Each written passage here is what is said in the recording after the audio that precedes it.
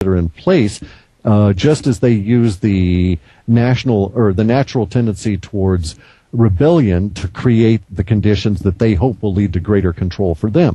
And on the other hand, you now have emerging on the people in the populace on the planet a lot of magicians that have learned enough that they're starting to really work on themselves.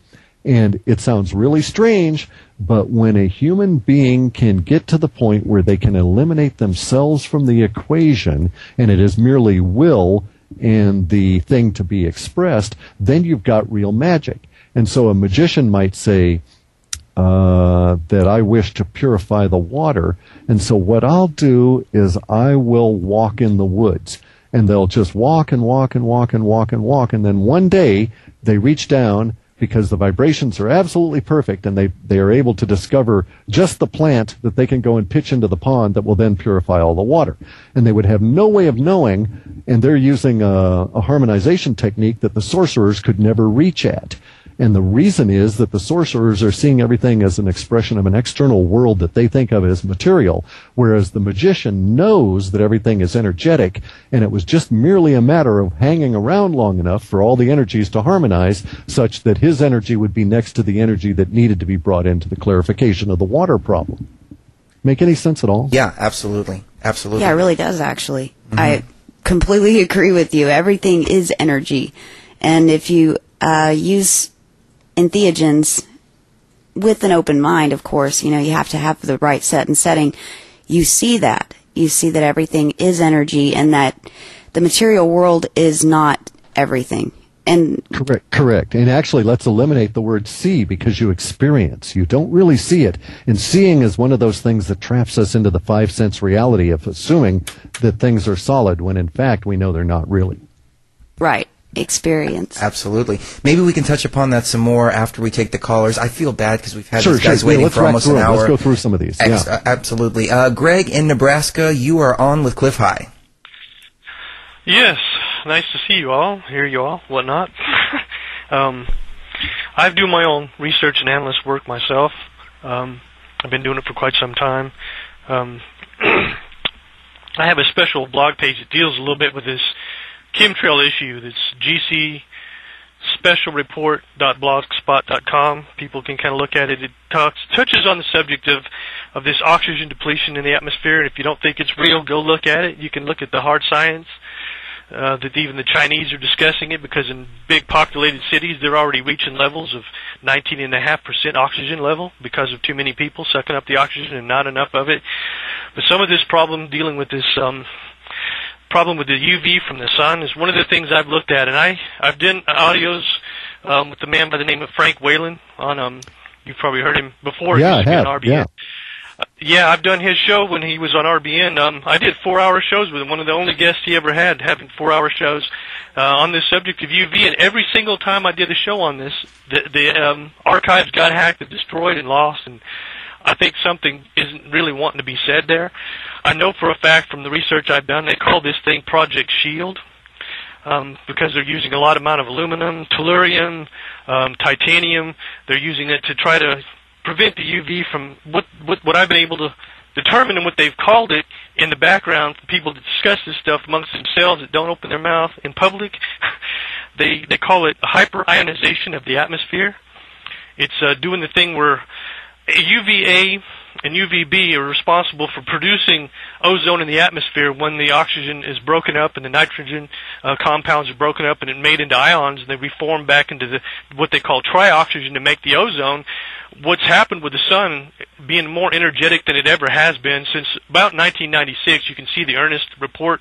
There's some things on this report here in that one page, that Blogspot page of mine, that deals with how they did this aerosol testing, aerosol in the atmosphere, aerosol in the solar system, different particle material. They were looking at it and studying it and finding out what kind of effects there is, and it led up to the point of where they were using hard metals to reflect the UV back off the sun. If you looked at what occurred last year during the summer, we had some of the highest UV readings the United States has ever seen, that I've ever it was off the scales. If you look at some of the charts, they only go up to a 12 on the scale for the United States. They went up to 13 and 14 in parts of the U.S. The actual physical scale that they've been using for years has gone up to it's at 15 as a UV index, but they've already recorded in Australia readings as high as 17, and it's getting worse and worse. And I think it's because of the barium oxide. And if you look at the MSDS sheet about barium oxide and the heart-related effects of this very dangerous stuff that they're using, it converts over into barium hydroxide when it sucks up mass quantities of moisture in the atmosphere. That cuts down on our storms. But since they've been where I live here in Nebraska, they've been holding off about every 4 or 5 days with this stuff. So they've been cutting back on it. And some reports I've seen, there's a page that used to be out. I'm not sure if it's still there because I haven't had time to research because it had disappeared. It's called Strange Days, Strange Skies. There was a page that dealt with that in a Google search. You could find it. It had more than 300 pages of reports, of photographs, of little snippets from newspaper pieces, even laboratories reporting on this across the country. And the guy's page, I guess he had went defunct because he didn't pay for the full price for the keeping up. But I did recover a lot of those pictures and pages and stuff, and there was some very strange things that they have found in this. Some of it was reaching lethal concentration levels, causing enough problems that people could have mass heart attacks and die rapidly. The UV problem that I've been able to see, this hyperionization of the atmosphere, and if you look at that blogspot page, GC Special Report.blogspot.com, it's branched off of gcreport.blogspot.com. Might be easier to find for some people. It talks about some of this stuff, and I put just most important things because of the oxygen depletion, which is bad. If it's ionizing so much of the atmosphere, they've had trouble the last 10 years of studies of finding a type of expansion of the ionosphere that they didn't know existed. They didn't even know it was there, so they did more studies. They found that it was in altitudes that they didn't previously presume that it should be. Some of that is showing that our atmosphere is expanding so much. It's causing... And this is what I understand from this. It explains the problem people have been trying to dissolve out from this understanding of why glaciers are existing in some parts of the world and why they're melting away in other parts of the world. It all has to do with altitude. Above a certain altitude, the hyperionization of the atmosphere is causing a supercooling effect that's causing glaciers to still continue to grow in some parts of the world. Below that certain altitude, most of the glaciers on the planet are going away. And what's interesting is the UV is so intense. I've even seen it out here this winter, and it's really bizarre when you have ice out on your parking lot, and it's not warm enough to even melt the ice, but you get the ice disappearing in the day, in the evenings, and it's not even melting. It's going directly from ice off into gas because the UV. If you go look up a video that's called, there's two of them in particular. One's called Global Dimming that really covers what this dealing is. I've seen that. It's an awesome video, and most people don't even know that it's really telling off on what's going on with this UV stuff, and because it's talking about it's not heat. Greg. Yeah, but the issue is not the UV. The UV is merely a symptom of what we're experiencing here. The UV is just one of the many different kinds of energies that are coming on through. And chemtrails are nasty, but at the same time, obviously the sun is putting out some stuff, and with 400 patents, I think they've done a lot of study. I've actually seen the chemtrails emerge from the early popcorn days to these very sophisticated trails that they've got now, where when they spray them, 7.5 minutes later, you've got a nice sheet across the entire sky. Plus, I do know I've got all kinds of environmental sensors around. So when chemtrails blew over from where they were being formed in Puget Sound and would blow over our area here, the relative humidity would drop 7 points during the duration of their passing. So I agree with you about the sucking up all of the water and so on. The problem for all of us is that we can't do anything about them. They're not going to stop them. There's no point to bitching about them. There may actually be a point for them to continue doing them. It's costing a huge amount of resources from our global civilization to do it, on the order of maybe $1 million a minute just in jet fuel alone. Plus all of the stuff up there is causing all kinds of environmental problems and health problems, but it may be better than the alternative, and that we just don't have the time to have a reasoned discussion about it because we're in the midst of all of this right at the moment. The fact that we have the expanding atmosphere goes right along with the expando planet model. Stuff's growing all over the universe. In our solar system here, we've got Venus is now 300% brighter than it was 10 years ago or 11 years ago. And obviously it's reflecting more. Maybe they got a lot of chemtrails there, but I don't think so. But nonetheless, it sort of makes sense. But at the same time, there's this backlash component to it that the sorcerers have not necessarily anticipated. And that is that the sun and the earth, along with the sun and all the other planets, form an